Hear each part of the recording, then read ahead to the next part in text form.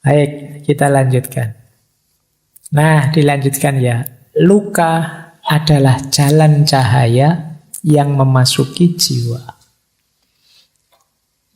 Jadi ketika hati kita luka, hati kita patah, justru lewat luka dan patahan itulah cahaya bisa masuk. Ini melanjutkan yang tadi. Kalau hatimu tidak luka dan tidak patah, mungkin kamu tidak sadar. Kenapa tidak sadar? Karena cahaya tidak bisa masuk. Itu mengapa Allah itu dekat dengan orang-orang yang hatinya patah, hatinya luka, menghadapi penderitaan hidup. Karena berarti di situ ada rekahan yang cahaya bisa masuk. Makanya para sufi terus punya rumus ya, kalau dalam penderitaan kita bersyukur. Alhamdulillah masih diingatkan oleh Allah bahwa yang hakiki adalah perjalanan menuju Dia. Nah, itu ada ilustrasi menarik. Terimalah situasimu tanpa menghakimi. Aku marah, aku takut, aku benci. Biar saja, rasakan saja. Ini aku sedang patah hati, sedang marah, sedang takut, sedang benci. Kalau sudah kamu sadari, kamu terima apa? Lalu hadirkan Dia untuk menemanimu. Biarkan cahayanya Allah masuk dalam dirimu, menerangimu.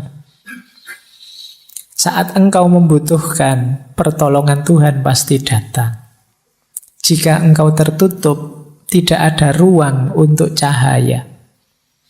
Perlu ada celah dalam hatimu agar cahaya bisa masuk. Katakan dengan tulus, aku tidak bisa mengatasinya, namun Engkau bisa ya Allah. Kupersembahkan padamu semua sakit dan luka ini. Bersamanya Engkau akan utuh kembali. Cinta, kedamaian, keindahan, hidup kembali. Dirimu yang sejati tidak berkurang sedikit pun. Lalu bersyukurlah.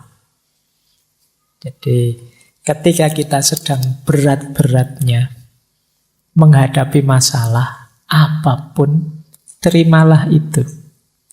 Biarkan hatimu pecah. Kemudian rasakan hadirnya Dia dalam dirimu. Dan yakinlah bahwa apapun yang engkau inginkan akan dipenuhinya. Sambatlah padanya, ya Allah, masalahku ini sangat berat. Aku tidak mampu. Kalau Engkau pasti mampu. Maka aku persembahkan duka, luka, sakitku ini hanya kepadamu.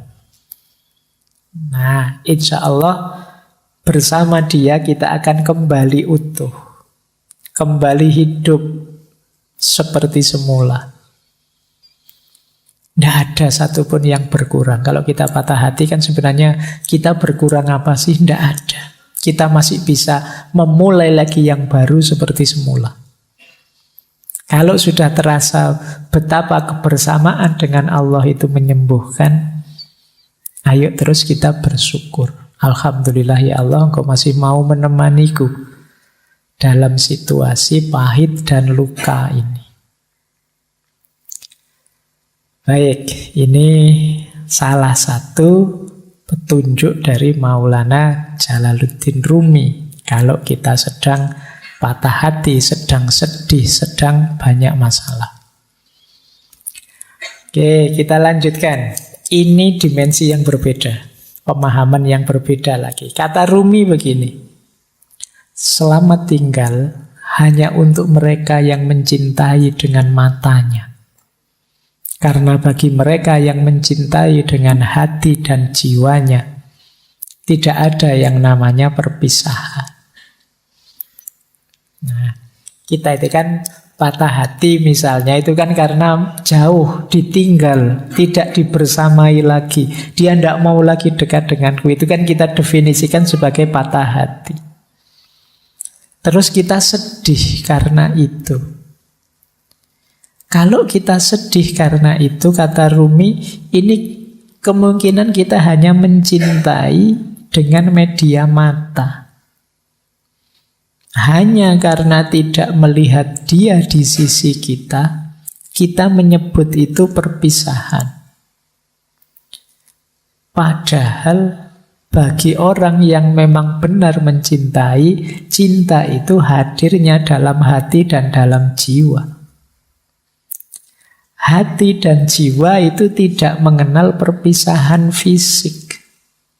Sejauh apapun dirimu, engkau tetap ada dalam diriku. Maka goodbye atau selamat tinggal itu hanya untuk mereka yang cintanya hanya dengan mata, kata Maulana Rumi. Tapi bagi mereka yang mencintai dengan hati dan jiwanya, tidak ada yang namanya perpisahan. Ini boleh juga dipakai dalil bagi mereka yang LDR-an. Ya. Jadi kalau kamu hari ini sedang galau karena LDR-an, kamu kirim quotes-nya Rumi ini padanya. Jadi selamat tinggal hanya untuk mereka yang mencintai dengan matanya. Karena bagi mereka yang mencintai dengan hati dan jiwanya, tidak ada yang namanya perpisahan. Baik, ini sisi dalamnya cinta berarti memang tidak bisa patah. Kalau memang kita benar mencintai, sebenarnya perpisahan itu tidak mungkin. Karena yang kita cintai pasti akan selalu ada di hati kita dan di jiwa kita. Meskipun dia misalnya, wah ini dia kok nikahnya sama orang lain, ya kita sudah lama. Iya kan fisiknya sama orang lain, tapi cintamu padanya kan masih ada di sini. Iya. Jadi Yo abot rek memang. Tapi kan untuk menghibur diri perlu teori ini. Biar kamu nangismu ndak keras-keras. Jadi ini makanya quote ini jangan dikirimkan ke mantanmu yang sudah punya pasangan ya. Nanti bisa jadi masalah itu. Mantan kok ngirim yang ini, itu bisa trouble itu. Baik, kita lanjutkan ya. Ini salah satu pendapatnya Maulana Rumi. Ini menarik kalimat ini. Biarlah sang pecinta menjadi tercela, menjadi gila, menjadi linglung. Orang yang sadar akan khawatir tentang hal-hal buruk. Biarlah sang pecinta saja. Ini sebenarnya ingin bilang, orang itu kalau memang benar mencintai, dia tidak akan peduli. Dianggap tercela, dianggap gila, dianggap linglung. Ya konteksnya Maulana Rumi ini cinta ilahiyah ya, cinta kepada Allah. Meskipun sebenarnya cinta pada pasangan kadang-kadang juga ada yang selevel ini. Orang normal yang sadar biasanya tidak seneng dengan disebut gila, disebut orang bingung, disebut kamu itu mbok yang waras. Kita kan orang normal itu tidak seneng begitu. Tapi orang yang mencintai tidak peduli. Disebut tidak waras tidak masalah. Disebut gila juga tidak masalah.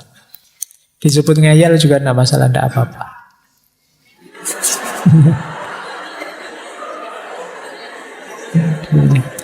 Iya. Oke. Baik. Iya. Itu. Oke ya. Yang kesenggol langsung bunyi. Nah. Baik, kita lanjutkan. Jadi tidak masalah bagi orang yang mencintai. Biarlah sang pecinta saja. Itu kayak apa ya? Kayak Dylan yang bilang bahwa biar aku saja, kamu tidak akan kuat. Jadi kata yang mencintai begitu, sudahlah, ndak apa-apa. Untuk yang gila-gila, yang linglung-linglung, ndak apa-apa. Biar aku saja, kamu orang normal ndak akan kuat. Berarti apa? Ya termasuk kegalauan, kegelisahannya, patah hati, itu bagi seorang pecinta adalah sesuatu yang biasa. Tidak akan terlalu merisaukannya, karena dia tidak kehilangan dan tidak kekurangan apapun dari cintanya. Jadi biarlah sang pecinta saja. Biarlah yang mencintai saja. Baik. Masih ada lagi. Kalau ini bahasa saya, kalau kalian punya kemampuan ini, kalian akan bahagia. Kemampuan menikmati penderitaan. Jadi Rumi kan dikenal dengan tarian Darwis berputarnya. Kata beliau begini, menarilah saat lukamu terbuka. Menarilah saat kamu telah merobek perbannya. Menarilah di tengah pertempuran. Menarilah dalam darahmu. Dan menarilah pula saat kamu benar-benar bebas. Jadi ini Rumi menceritakan betapa terjalnya jalan cinta itu. Engkau akan terluka berkali-kali, tapi tetaplah menari. Menarilah di tengah pertempuran dan menarilah dalam darahmu. Meskipun pada akhirnya ketika kamu mampu menikmati segala penderitaan itu, engkau akan benar-benar bebas. Jadi, ini diilustrasikan ketika Rumi itu kan pertama kali melakukan tarian yang masyhur sekali. Darwis berputar itu kan ketika beliau sedang sedih, sedang galau, ditinggal gurunya, Syekh Samsuddin At-Tabrisi. Ketika beliau sedang ada di sebuah tempatnya pandai besi, mendengarkan besi yang ditempa, diiringi oleh kesedihannya, akhirnya tubuhnya bergerak sendiri. Itu bisa kamu bilang bergerak dalam kesedihan. Tapi kesedihan ini dibawa menari dan dibawa naik menghadap Allah. Maka di antara rumusnya kalian menghadapi kesedihan, menghadapi patah hati itu, kalian akan sangat tangguh kalau bisa sampai di level bisa menikmati kesedihan. Bisa menikmati kegalauan. Boleh kamu bikin jargon, galau itu asik loh. Sedih itu menarik. Banyak karya-karya besar lahir karena kesedihan. Karena kegalauan. Sering saya bilang, energinya orang sedih, energinya orang patah hati itu luar biasa. Tinggal kamu mampu atau tidak menikmati dan mengelolanya. Jadi kayak kalian waktu jatuh cinta itu kan energinya juga besar. Tinggal mampu atau tidak kalian mengelolanya. Misalnya orang jatuh cinta itu tiba-tiba jadi puitis. Dikit-dikit nulis puisi. Mbok ya sekalian nulis buku puisi. Lumayan, mumpung kepalamu sedang meledak-ledak, menyala-nyala dengan cinta. Terjemahkan itu dalam kreativitas. Orang jatuh cinta misalnya, itu semangat-semangatnya melayani, membahagiakan yang dicintai. Mbok yo yang dicintai itu mengarahkannya untuk yang produktif, kreatif. Kalau kamu cinta padaku, ayolah kamu lulus semester 7. Kalau kamu cinta padaku, loh ini kan energinya jadi luar biasa. Diarahkan ke yang positif, kreatif gitu loh. Jangan hanya minta yang kecil-kecil, yang sepele-sepele. Kalau cinta padaku, mau neraktir aku, ndak sepele itu. Mintalah yang lebih monumental. Jadi itu yang saya maksud energinya. Karena biasanya ketika yang meminta yang dia cintai, itu dia bisa tenaganya berkali-kali lipat. Kecerdasannya meningkat berkali-kali lipat. Hanya karena ingin membahagiakan yang dicintai.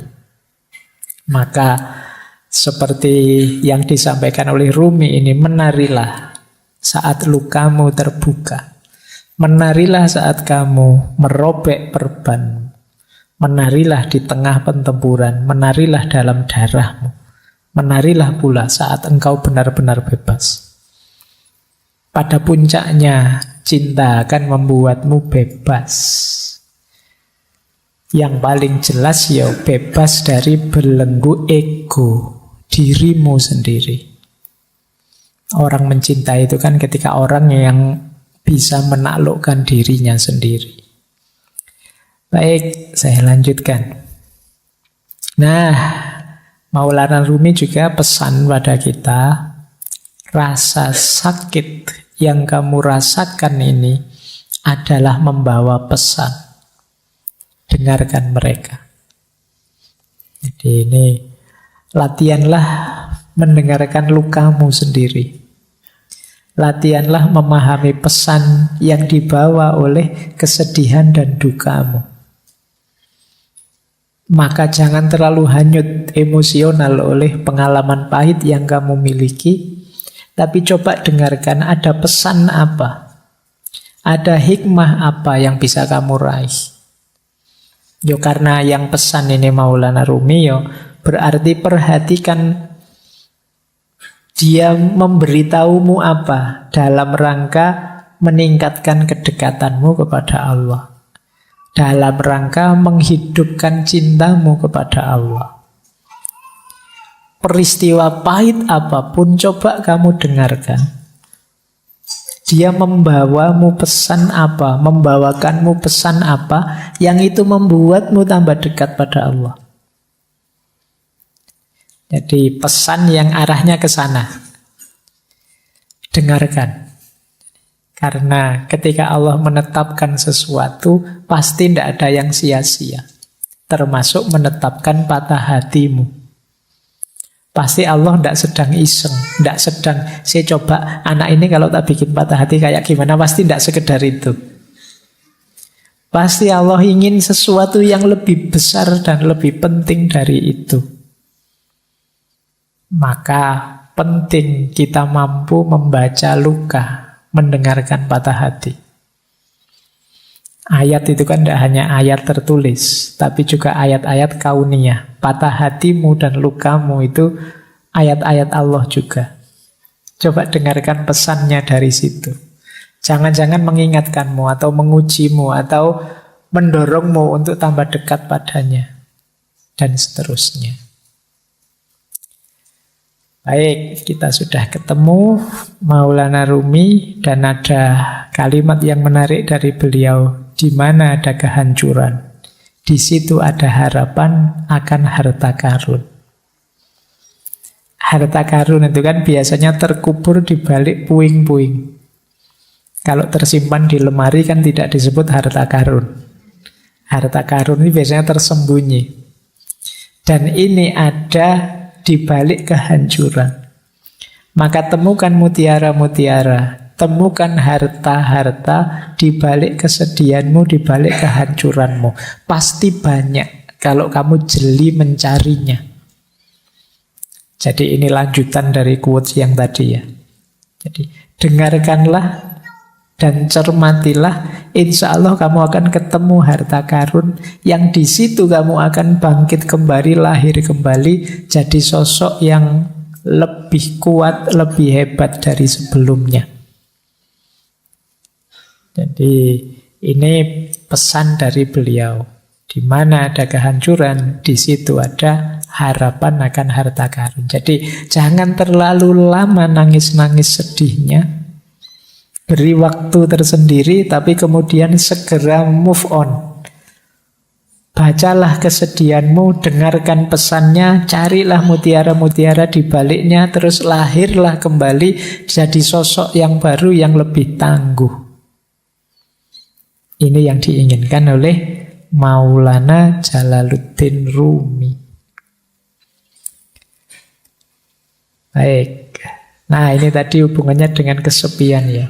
Memang kalau kita sedang sakit, kita sedang sedih itu perlu teman. Tapi seandainya tidak ada teman dan kamu merasa sendirian, jangan merasa kesepian. Seluruh alam semesta ada dalam dirimu. Jadi kalau sekedar ingin cerita, ingin curhat, dalam dirimu lengkap. Ada komponen alam semesta. Jangan merasa sendiri. Wong kamu itu sendirian saja sebenarnya kan sangat rame. Kalau tidak percaya, kalau kamu di kamar sendirian itu kan, ya memang suaranya tidak ada, wong kamu tidak ngobrol. Tapi pikiranmu kan riuhnya luar biasa.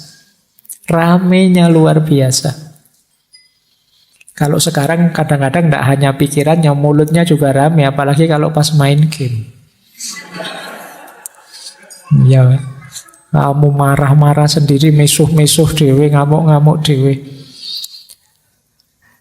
Apalagi pikiranmu. Pikiranmu itu kan tidak pernah diam. Ketika kamu sadar, ya pikiranmu bunyi terus tentang apa saja. Kamu sebenarnya ramai, jadi tidak perlu merasa kesepian. Seandainya kok dalam kesedihanmu kamu tidak menemukan teman, engkau sendiri cukup. Jangan merasa kesepian. Alam semesta ada dalam dirimu. Nah, ada kalimat menarik dari Rumi yang beliau sampaikan tadi mungkin berat. Engkau yang sedang sedih mungkin sulit, tapi I know you are tired, but come, this is the way. Aku tahu engkau mungkin sangat lelah. Berat sekali melaksanakan yang dipesankan tadi. Tapi memang inilah jalannya. Jadi inilah jalan yang berlawanan dengan jalur menuju keputusasaan. Jadi aku tahu engkau lelah, tapi inilah jalannya. Ayo pelan-pelan kamu tempuh jalan ini. Jangan mengambil jalan yang sebaliknya, yaitu jalan keputusasaan. Baik, ini dipesankan tadi ya. Sejak awal tadi kan sudah ada banyak tips-tips untuk kita bisa mengatasi rasa sedih dan hati kita yang patah tadi. Paling tidak kita menghindari gol di gawang keputusasaan. Dan memang hanya ini jalannya, kata Maulana Jalaluddin Rumi.